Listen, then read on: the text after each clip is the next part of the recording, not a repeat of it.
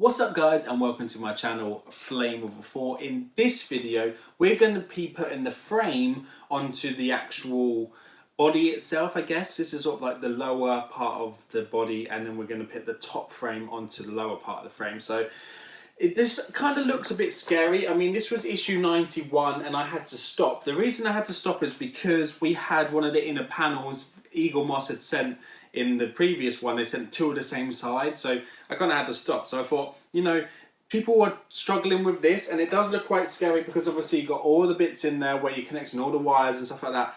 And you know, if you are going to lay this on the side, remember your wing mirrors, guys. If you keep flipping this backwards and forwards, the wing mirrors don't take much, because I know, because I've snapped one of them off. And what I've done is I've taken all the doors off again, I've taken the wing mirrors off, and I've left the wing mirrors off completely. I know you're thinking, what the hell are you doing? Because you know you won't be able to reattach those because they are attached from inside the door.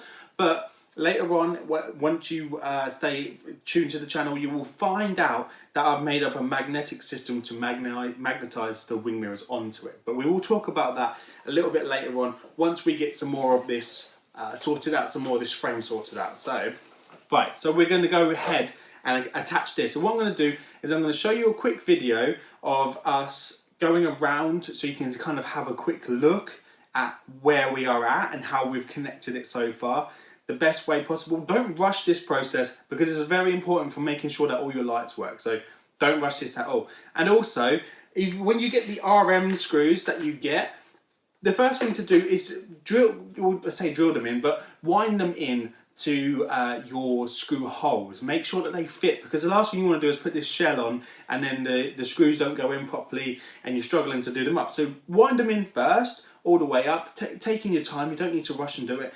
Once you've done that, then you will make sure that obviously all of those screw holes are perfect and they fit the screws that are there. And the way I did this, I got this from Aldi. It was a nice little kit. It was $9.99 and it came with this. And the reason I went for this one from Aldi with all those little connections that are there is because it has this little ratchet. And when you're doing up the screws on the main body, the thing is, it helps you do them up nicely and it kind of winds them in really well. So that's why I went for that. Also, I managed to get this from Wilko. So this is a little precision kit there, and it has nice little precision ends on those ones. And the bottom pulls out and it has the nice little precision bits there. Now you have the perfect sizes for what you need. I know there are quite a few out there, but you know, that's just what I picked up. This was like $3.25, so it wasn't expensive at all. Right, so we're going to now come down. After you've done all that, we're going to come down and show you a quick once around of the shell itself, okay? So let's do that now. So I'm just going to take you on a tour around the car just so you can get a detailed look of how I've done it. As you can see, I've stuck some screwdrivers in there just to kind of hold the shell up out the way. You want to make sure that that orange and yellow wire there is like nice and tucked out the way. That will have to be fed through the front frame. You want to kind of make sure that it looks in exactly how it tells you to do it in the book. And with the back wires, I took them out individually, made sure that they were really straight, made sure they're not really tangled up and that they would get snagged and, you know, all sort of crumbled together. What I did is I just made sure that they were very, very straight and easy to do. So you want to make it easier for yourself now if you can. Right, so here is where I'm going to attempt to put the frame on. I will be doing a little bit of fast forwarding when I'm going to be doing this section. But, you know, you just need to tuck those two through there. This didn't work this way round. I ended up just sort of like hovering it over the top and then putting it into place. But we will discuss that again in a moment. But I'm just going to fast forward through a couple of this. I mean, this probably took around about half an hour to get this frame on properly with all the adjustments. So we will talk about that in more detail when we get there. So as you can see here, these wires will get snagged, so you need to make sure that they're tucked up out the way neatly and make sure nothing gets caught. If something sounds like it's breaking, then it probably is. So make sure you just keep the wires, poke the wires through. Use the tweezers where possible. The tweezers are there for a reason. You know, they gave us those because they knew we would need them.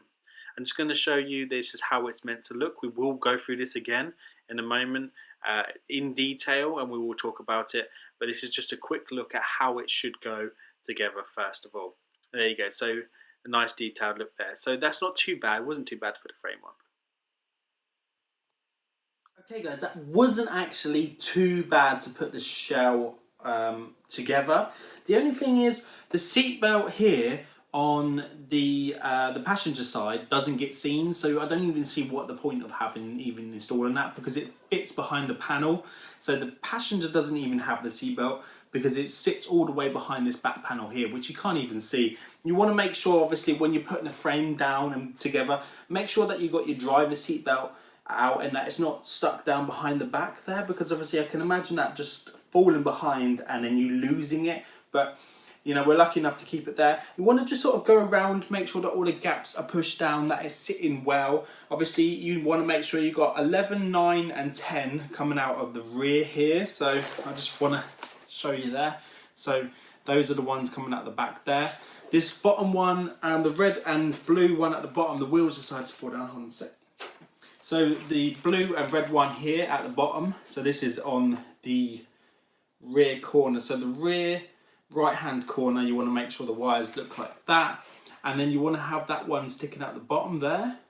You can actually get to these quite easily with tweezers, so if you haven't fed it through too well, you can actually get your tweezers in there that they supplied and just pull the wires through, so it's not actually too bad. So I want to just show you at the front here. So at the front section, you want to have number 12 and number, I don't know what number that is, it doesn't say, but it's the red and white wire there at that section here. And these ones, they shouldn't be sticking out, but I wanted them to stick out just for the pure fact I want to show you that you have to connect those. So you have to connect 19 to 19 here, and you have to connect 9 and 9. And then once you've finished connecting them, you can just tuck them back in that hole out the way and then push them down the bottom there. So you won't need those to connect anything to, but you will obviously need to just tuck them up out the way.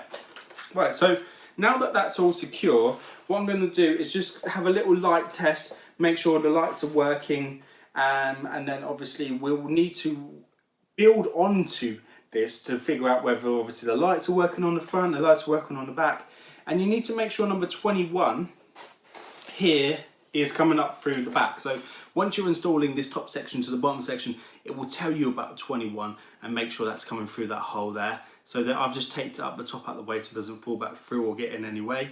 And then another thing to do is lift up this engine compartment, if I can. And you want to just make sure no wires are sticking through or snagged. And then if they are, then obviously just lift it back up again and just tuck them in. Just make sure that none of the connections on the side have come loose, because the worst thing is obviously you do all this and then you've pushed it down and it's pulled all the terminals out, which is why I said put it on the side first, make sure they're connected all straight in the line, and then that will help you be able to put it back on. So once you slide it over, you can still do the back to front technique. Obviously you just have to just be careful. I try to do it over to the side like they said, but it's not going to work that way as well, I don't feel. So just make sure the wires are all tucked out at the back, slide it over. Then these front ones aren't too much of an issue, you can pull those through the front there. So well, this is the stage we're at before we go in, bolt this down into place. So I'm just going to go ahead and do that now.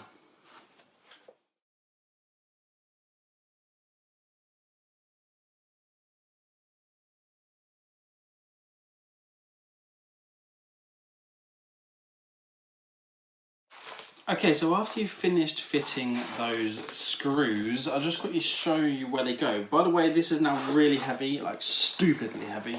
I'm just going to try and show you where the RM screws go. So there is 2 screws, one in here and one in there. So that's, oh, the doors are trying to open. So that's the bottom section there. So there's two screws in here. There's 4 screws here. So there's one closer to the front, one closer, basically near each wheel. There are 2 RM screws there. And then if we can pick this up and turn this around, it's quite heavy now.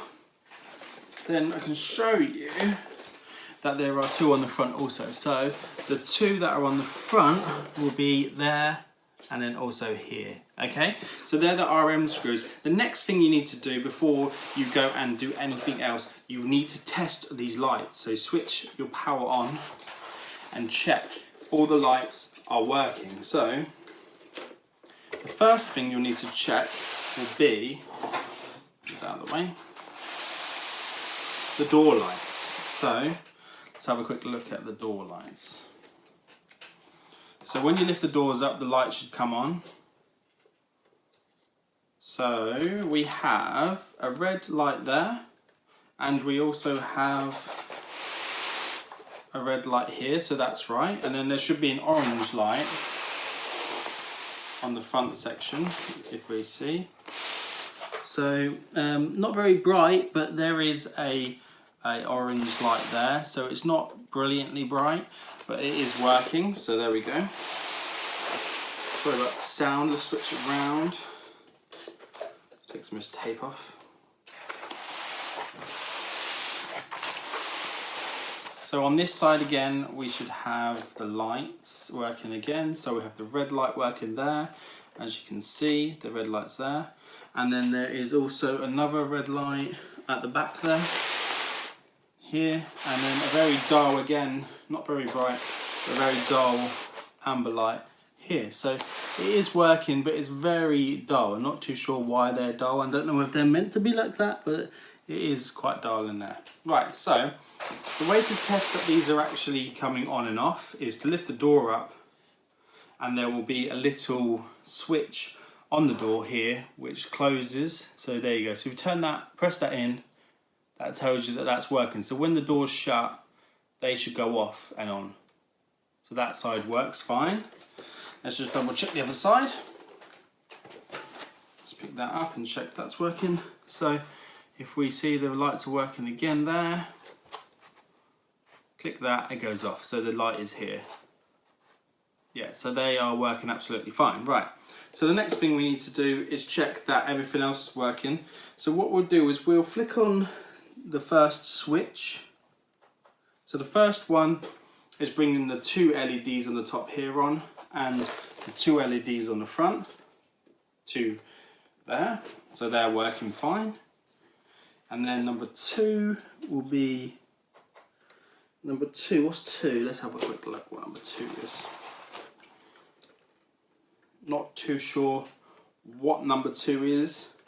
I can't see anything on for number two, so maybe they might be to do with the rear lights. We'll check that in a moment. Number three is the dash light, so that works. So it's going to be quite hard to show you, but inside there the dash is all lit up, so that's good.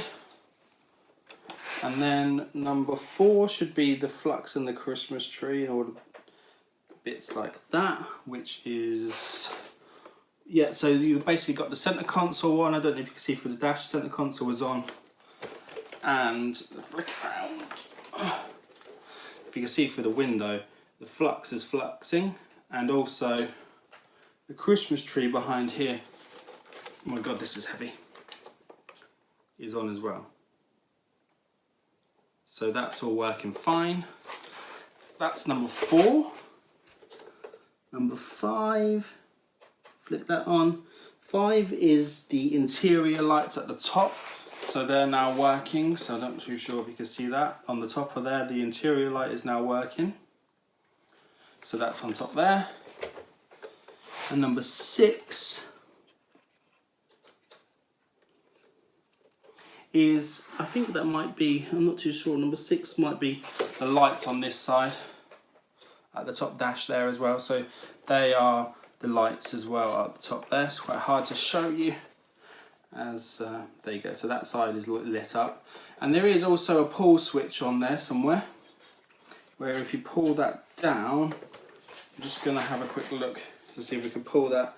So if you pull the lever down, yes, if you pull the lever down, that turns the light on. So I'll try and open this up so you can see. If you can see in there, there you go, in the middle at the back, that lever, if you pull that red lever, it goes off, and then if you pull it down, it goes on. See that? And then push it and it goes off. There you go. So now that the lights are done and everything's working, obviously we don't know whether the back or the front bumper stuff is going to work until we continue, so that is a bit of a nightmare. You want to make sure your gaps are good, make sure everything's fit and flush, make sure that the wheel arches are okay and things like that. And what I'm going to do now is flip it upside down and finish off the last bits to issue 91, which is just putting these two little pieces here two little metal pieces which we've got there.